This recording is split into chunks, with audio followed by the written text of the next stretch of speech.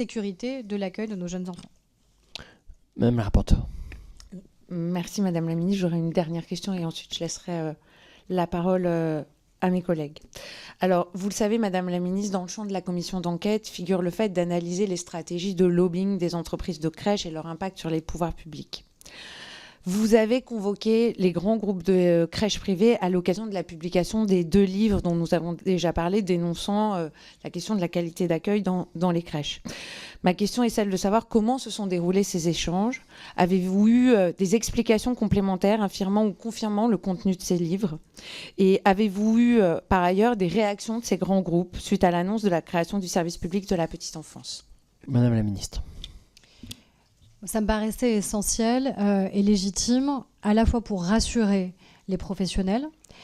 pour rassurer les parents, de convoquer et de faire savoir que je convoquais et avais convoqué les 4 grands groupes de crèches privées, puisque c'est eux qui étaient plus directement mis en cause dans les 2 ouvrages que vous avez cités. Donc c'est ce que j'ai fait. C'est ce que j'ai fait pour obtenir des explications sur les modèles économiques, sur les modalités de recrutement, sur le turnover qui existait ou non dans les différents établissements, sur les réformes aussi qui méritaient peut-être d'être conduites,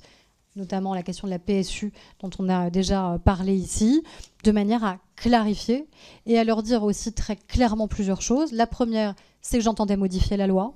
ce que j'ai fait avec l'appui des parlementaires pour garantir que des contrôles plus efficaces puissent exister, que j'entendais créer un référentiel national pour qu'il n'y ait plus d'application à la carte, encore une fois, des modalités d'accueil du jeune enfant, parce qu'il y avait des chartes d'engagement, mais il n'y avait pas de référentiel national, ce qui était une demande très forte des professionnels notamment, et là encore un enjeu et un objet pour rassurer les parents, et que si l'État entendait mettre 200 millions d'euros par an pour la revalorisation des professionnels, fait inédit, alors même que l'État n'était pas employeur lui-même et n'est toujours pas employeur lui-même des professionnels de la petite enfance, eh bien, je conditionnais de manière évidente cet argent public au fait que, tous les professionnels devaient être sous convention collective et que les conventions collectives devaient être harmonisées par le haut. Donc c'est une discussion très franche, très lucide que j'ai eu avec les grands groupes de crèches privées sur, encore une fois, des explications que j'entendais avoir et sur les modalités avec lesquelles j'entendais agir efficacement. Moi, j'ai reçu tous les interlocuteurs au ministère parce que je crois que c'est notre travail en tant que parlementaire, en tant que ministre. On est évidemment garant de politique publique, on est évidemment garant des moyens de l'État et donc on doit aussi évidemment discuter avec l'ensemble des interlocuteurs qui existent. Comité de filière petite enfance qui remplit un rôle déterminant et remarquable et qui permet de créer de la confiance entre l'ensemble des acteurs et de faire travailler ensemble l'ensemble des acteurs qui parfois dans d'autres cercles peuvent s'opposer mais qui là travaillent de concert. L'accueil collectif, l'accueil individuel, parce qu'on parle beaucoup de la question des crèches, mais on parle moins de l'accueil individuel, qui est aujourd'hui le premier mode d'accueil encore de nos enfants, avec un enjeu majeur